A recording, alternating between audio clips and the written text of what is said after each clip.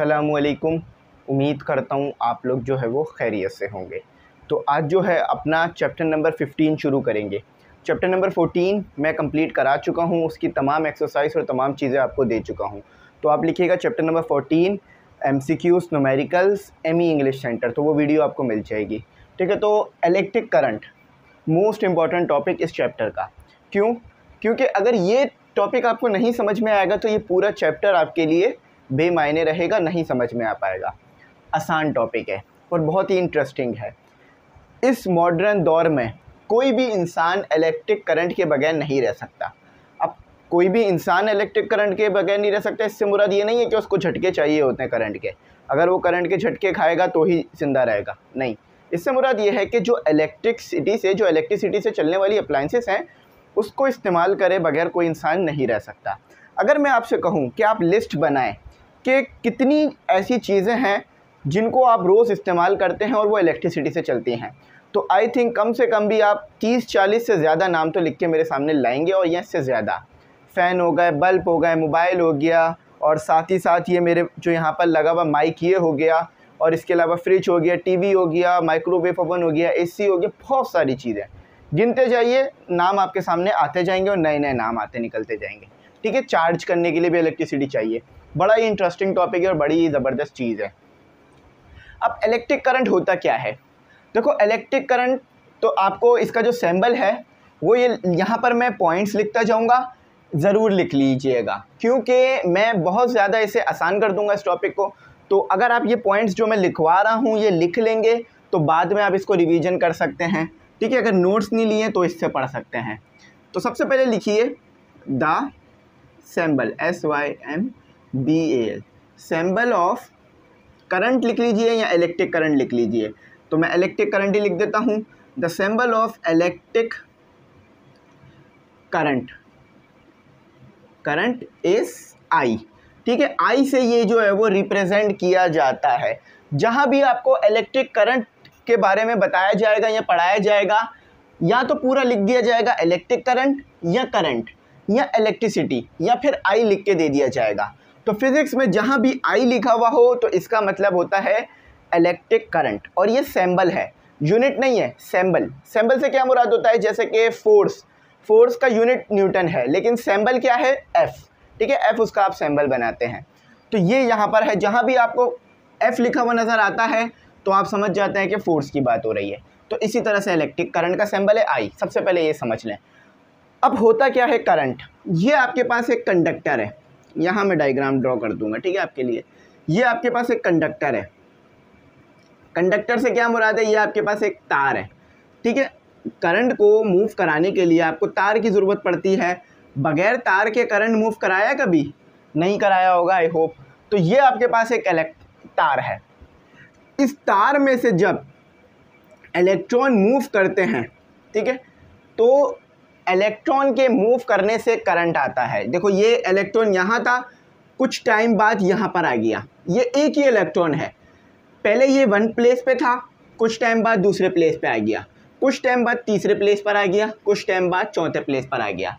तो जब charge move करे या इलेक्ट्रॉन मूव करे, टाइम की रिस्पेक्ट से उसे देखा जाए तो ये आपके पास होता है करंट। क्या होता है करंट? कि जब चार्ज या इलेक्ट्रॉन, चार्ज से क्या मुराद है कि पॉजिटिव चार्ज भी हो सकता है, लेकिन ज़्यादातर करंट के लिए इलेक्ट्रॉन को ही बनाया जा रहा होता है। तो जब इलेक्ट्रॉन जो है वो मूव करे और टाइम की रिस्पेक्ट से उसकी मूवमेंट देखी जाए कि वो कितना तेज़ मूव कर रहा है टाइम की रिस्पेक्ट से, इसे कहते हो आप करंट या चार्ज कह लो। फॉर्मूला क्या होता है? I = QT, ये फॉर्मूला है। अब आप चाहो तो ऐसे भी लिख सकते हो I = E/T, लेकिन इस तरह आप लिखा हुआ नहीं पाओगे, इस तरह लिखा हुआ नहीं पाओगे, ज़्यादातर इस तरह ही लिखा हुआ पाओगे। तो ये Q से क्या मुराद है? Charge of electron. तो जब चार्ज मूव करे और 1 सेकंड में कितना चार्ज मूव करा है कंडक्टर में से, ये है आपके पास एक करंट। तो करंट क्या है? The movement of charge per unit time is called current. यहाँ लिख लो, ये इसकी डेफिनेशन है, ये इसकी है डेफिनेशन, ये इसकी क्या है? Definition. The movement of charge per unit time is called CURRENT current और इलेक्ट्रिसिटी। देखो मैंने आपके सामने ही डेफिनेशन लिख दी जल्दी से, ये इसकी डेफिनेशन है और यही डेफिनेशन आपको बुक में भी लिख के दी हुई है इन्होंने। A current is motion of any charge moving from one point to another point. तो यहाँ पर ये क्या है, एक पॉइंट ये कह रहे हैं कि कोई भी चार्ज हो। अब जैसे ये तो मैंने इलेक्ट्रॉन बनाया था, इलेक्ट्रॉन भी आपको पता है चार्ज, इलेक्ट्रॉन पे भी चार्ज होता है, नेगेटिव चार्ज होता है। और वो क्या होता है आपके पास, मैं पीछे प्रीवियस चैप्टर में बहुत बार लिखवा चुका हूँ, -1.6 मल्टीप्लाई 10 की पावर -19 कूलम। तो ये बोर्ड हिल रहा है तो इस वजह से शायद आपको प्रॉब्लम हो रही हो, जिससे मुझे भी प्रॉब्लम हो रही है, तो मैंने इसे फिक्स कर दिया है। तो ये जो है वो आपके पास चार्ज ऑफ इलेक्ट्रॉन होता है। अब यहाँ पर जो है मैंने माइनस क्यों लगाया, क्योंकि इलेक्ट्रॉन का चार्ज माइनस में होता है और प्रोटॉन का चार्ज पॉजिटिव होता है, तो इसलिए the movement of charge per unit time is called current और इलेक्ट्रिसिटी। ठीक है, समझ गए ना, ये बहुत इजी डेफिनेशन मैंने इसकी लिखवा दी। अच्छा, अब यहाँ पर देखो द फॉर्मूला, ये लिखो एज इट इज़, हमेशा याद रहेगा। अगर लिख लोगे, मैं गारंटी दे रहा हूँ, हमेशा ये चीज़ें आपको याद रहेंगी। सिर्फ समझ लोगे, कुछ चीज़ें याद रहेंगी, कुछ भूल जाओगे। तो लिख लो, द फॉर्मूला ऑफ करंट भाई साहब इज I = Q/T।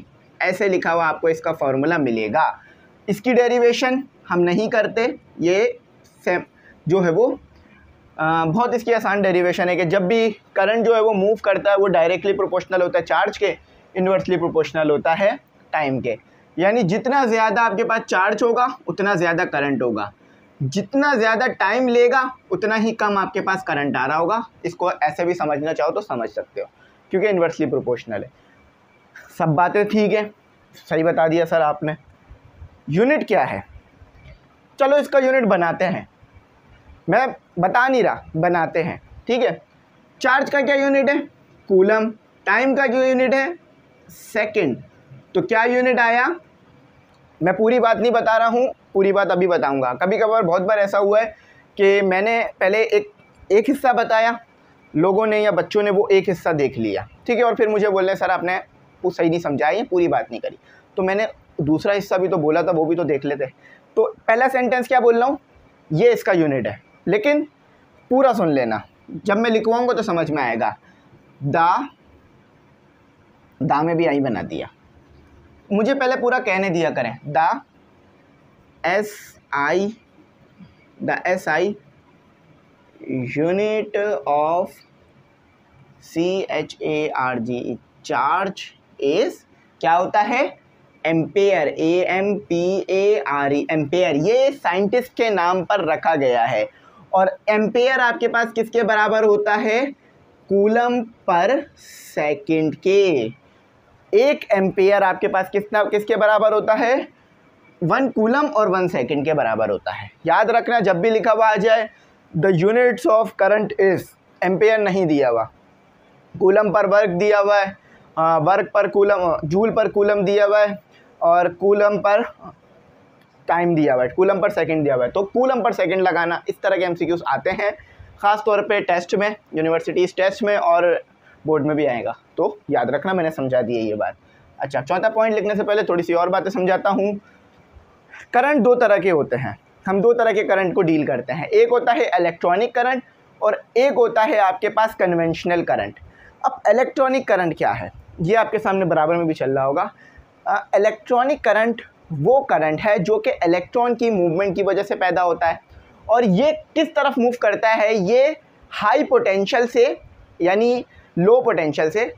अगर आप कन्वेंशनल डायरेक्शन देखोगे तो उसे लो पोटेंशियल कहा जाता है कन्वेंशनल में, तो लो पोटेंशियल से हाई पोटेंशियल की तरफ आता है अकॉर्डिंग टू कन्वेंशनल डायरेक्शन। क्या कहना चाहता हूँ, ये यहाँ पर ये समझिए, इसे लिखा रहने देता है। यहाँ छोटी सी एक डायग्राम ड्रॉ कर रहा हूँ। ये आपके पास है बैटरी, ठीक है, ये बैटरी है, और इस बैटरी में ये कनेक्ट है आपके पास एक छोटा सा बल्ब भाई साहब, ठीक है, ये बल्ब भाई साहब कनेक्ट है। तो इसी तरह कनेक्शन करते हो ना, बैटरी लगाते हो और बल्ब लगा देते हो, ठीक है। तो ये हो गया आपके पास लो पोटेंशियल, ये हो गया हाई। अब हाई पोटेंशियल आप क्या करते हो, बड़ा बनाते हो, ये कन्वेंशनल जो है वो तरीका है।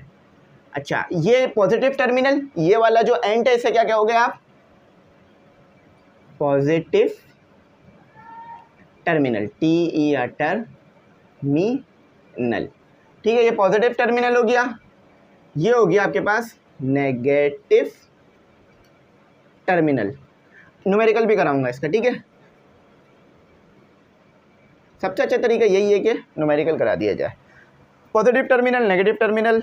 बल्ब, आप बोलेंगे ये बल्ब किस तरह का है सर, इसको अच्छे से बल्ब बनाते हैं, महंगा वाला बल्ब बनाते हैं, ठीक है। अब इससे अच्छा नहीं बन सकता, ये लास्ट है।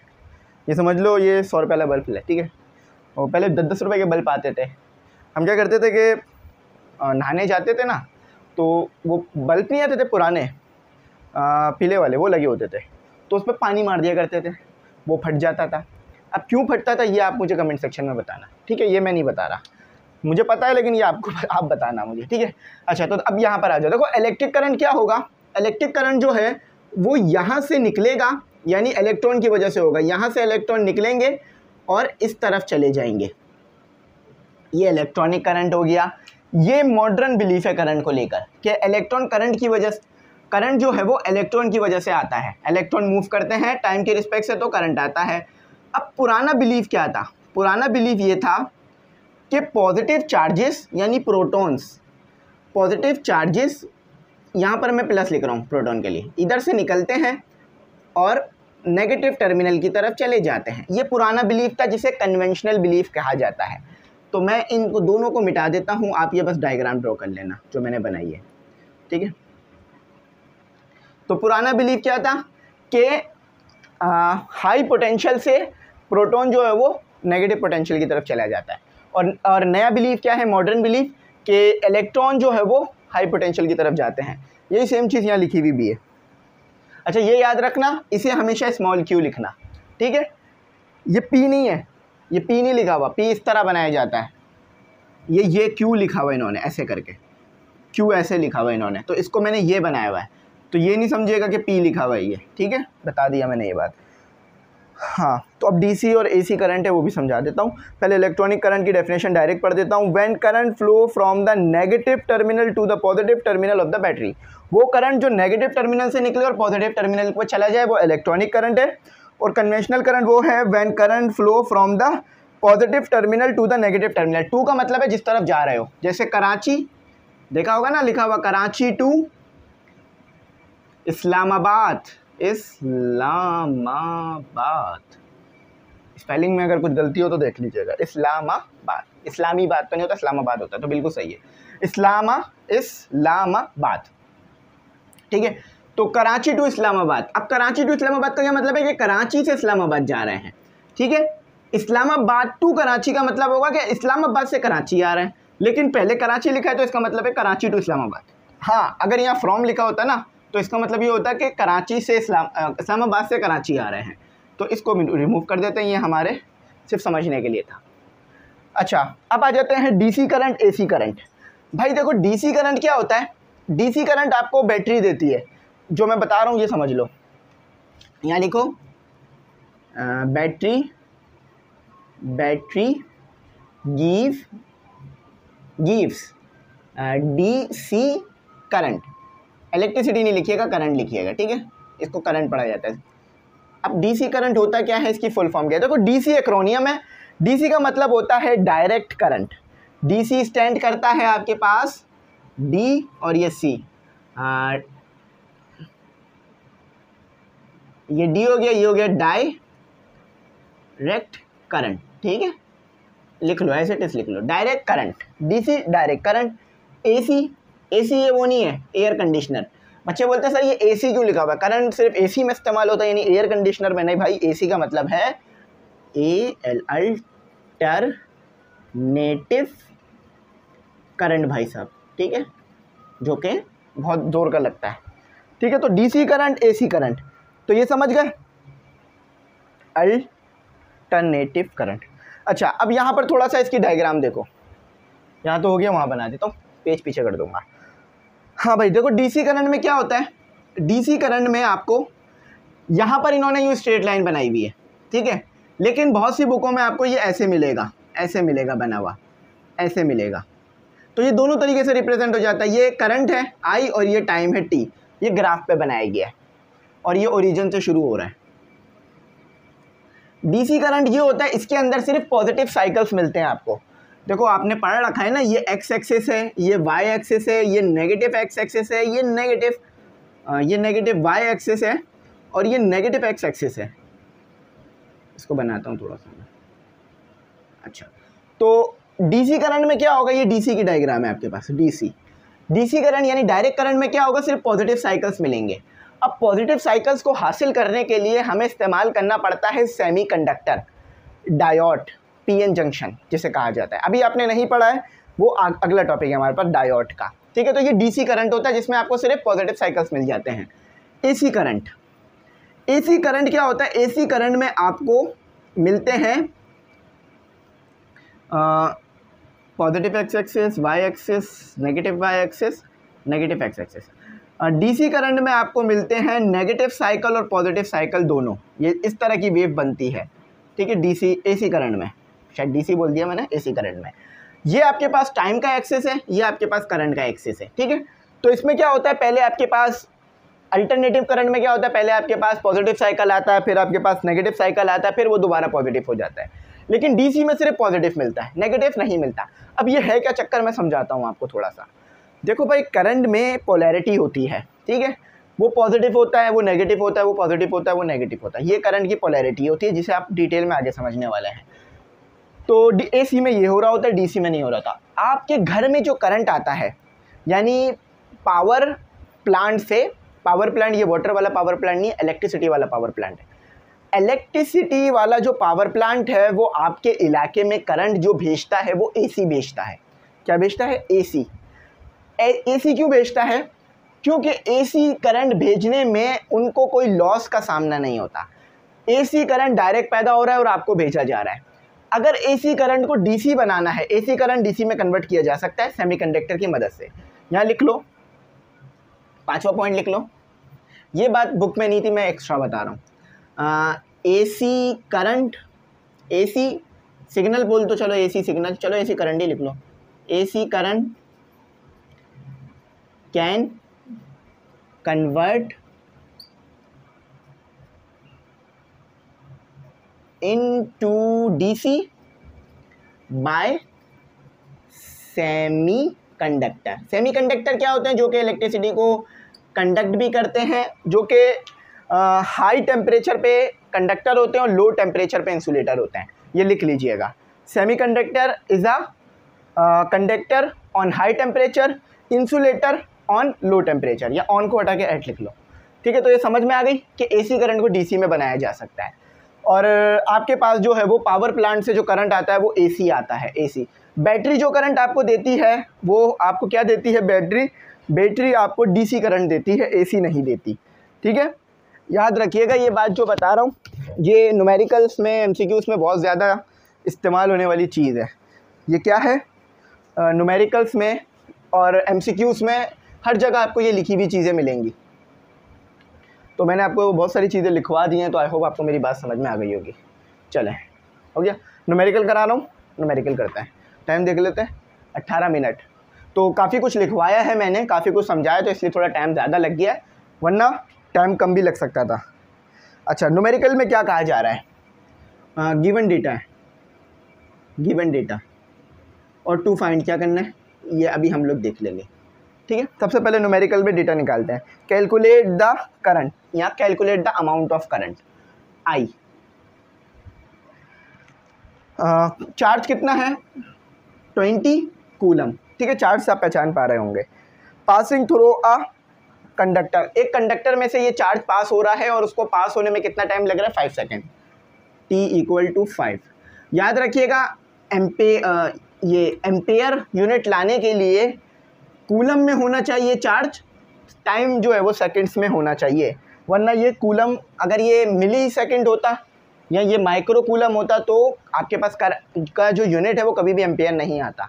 हमेशा इस बात को ज़रा मेरी याद रखिएगा, ठीक है, ताकि आपसे गलती ना हो। सोल्यूशन। ठीक है, फॉर्मूला क्या है, I upon Q upon T, ये फार्मूला है। I तो हमें निकालना है, ये हो गया हमारे पास 20 और ये हो गया 5, ये 1 पर आता है, ये कितने पर आता है 4 पर। तो करंट कितना आ रहा है 4, ए भी लिख सकते हो चाहो तो, AMPARE, एम्पेयर पूरा भी लिख सकते हो। ठीक है, ये आपका आंसर मैंने आपके सामने निकाल दिया। 4 कैसे आ रहा है बात समझ में आ रही है ना। 5 के टेबल में आता है 5 1 पर, 5 1 द 5, 5 2 द 10, 5 3 द 15, 5 4 द 20, तो 4 एम्पेयर आपका जवाब बना। अब इसके आपके पास और भी सवाल है, what is analogies of flow of current. ठीक है, और what is the frequency of DC current. अच्छा मैंने एक चीज़ आपको नहीं बताई, वो देख लीजिएगा इसका जवाब क्या है। What is the frequency of DC current, the frequency of, लिख लो, the frequency of DC current is 50 hertz होता है फ्रीक्वेंसी का यूनिट ना, तो वो। अब यहाँ पर देखो एक बात मैंने आपको समझानी थी जो कि हमसे थोड़ी सी मिस हुई है, जिसे मैं यहाँ पर बताता हूँ कि अभी जो मैंने डायग्राम बनाई थी ना, उसमें यहाँ बना देता हूँ दोबारा, कि एसी का एक साइकिल पूरा होने में यहाँ से लेकर यहाँ तक जब वो पहुँचेगा एक साइकिल हो जाएगा। यानी जो चीज़ जहाँ से शुरू हुई थी उसी सेम पॉइंट पर आ रही है हाइट वाइज, तो क्या हो गया आपके पास एक साइकिल कंप्लीट हो गया। तो इस एक साइकिल को कंप्लीट होने में कितना टाइम लगता है, 0.02 सेकेंड लगता है। एक बार मैं इसका ज़रा कैलकुलेट कर लेता हूँ ताकि ऐसा ना हो कि गलती चली जाए। ठीक है, तो 1/50, जैसे अगर आप ऐसे लोगे ना 1/50 आएगा। हाँ बिल्कुल सही है, 0.02 सेकेंड है। और इस टाइम पे जो इसकी फ्रीक्वेंसी आती है वो आती है 50 हर्ट्स। ठीक है, 50 हर्ट्स। तो ये होता है आपके पास। अच्छा, तो यहाँ पर नोटिफिकेशन आ गया था, तो शायद आपको जो है वो मैंने जो समझाया वो नहीं हिस्सा आया होगा रिकॉर्ड में, तो मैं वो रिकॉर्ड फिर कर देता हूँ कि देखो भाई यहाँ से लेकर यहाँ तक एक साइकिल कंप्लीट होने में हमें कितना टाइम लगता है, 0.02 सेकेंड। यानी यहाँ से लेकर वहाँ तक जाने में 0.02 सेकेंड लगते हैं। तो ये थोड़ा सा मैं इसकी कलर को बेहतर कर दूँ, ये शिफ्ट कर रहा है कलर को। ठीक है, चलो अब बेहतर आ रहे होंगे। तो यहाँ से लेके यहाँ तक आने में 0.02 सेकेंड लगते हैं, और उस वक्त जो फ्रीक्वेंसी होती है वो होती है आपकी कितनी, वो होती है आपकी 50 हर्ट्स। ठीक है, 50 हर्ट्स फ्रीक्वेंसी होती है। अच्छा, यहाँ पर एक चीज़ और बेहतर कर लो कि यहाँ पर आएगा कैन बी। ठीक है, क्योंकि ये जो है ना एक पैसिव का जुमला है, एक्टिव का नहीं है, कैन बी, और यहाँ पर ये हो जाएगा converted. AC current can be converted into DC by semiconductor. DC से क्या मुराद है, डायरेक्ट करंट, और AC से क्या मुराद है, AC करंट। वो मैंने करंट को भी थोड़ा खोल के लिख दिया, लेकिन यहाँ लिखने की ज़रूरत नहीं थी तो मैंने नहीं लिखा। ठीक है, तो बस इस जुमले को बेहतर कर लेना, ये जुमला कैन बी से होगा क्योंकि ये ग्रामेटिकली गलत था, इसलिए मैंने उसको ग्रामेटिकली सही कर दिया। बाकी तो मैंने तमाम काम आपको सही करवाया है। डेफिनेशन क्या है, the movement of charge per unit time is called, charge की मूवमेंट टाइम के रिस्पेक्ट से इज कॉल्ड इलेक्ट्रिक करंट होता है आपके पास। उम्मीद करता हूँ मेरी बात समझ में आ गई होगी, कुछ ऐसा इसमें नहीं होगा जो समझ नहीं आया होगा। लेकिन अगर फिर भी कुछ इसमें ऐसा हो जो समझ ना आया हो तो मुझसे पूछ लीजिएगा, मैं इंशाल्लाह आपको गाइड कर दूंगा। न्यूमेरिकल मैंने आपको करा दिया जो छोटा सा था इसका, और ये न्यूमेरिकल पेपर में एज इट इज़ आ भी सकता है, सिर्फ वैल्यू चेंज हो सकती है लेकिन ये आ सकता है। यहाँ पर अपने लेक्चर को जो है वो ख़त्म करते हैं। थैंक्स फॉर वॉचिंग, अल्लाह हाफिज़, अपनी कीमती दुआओं में ज़रूर।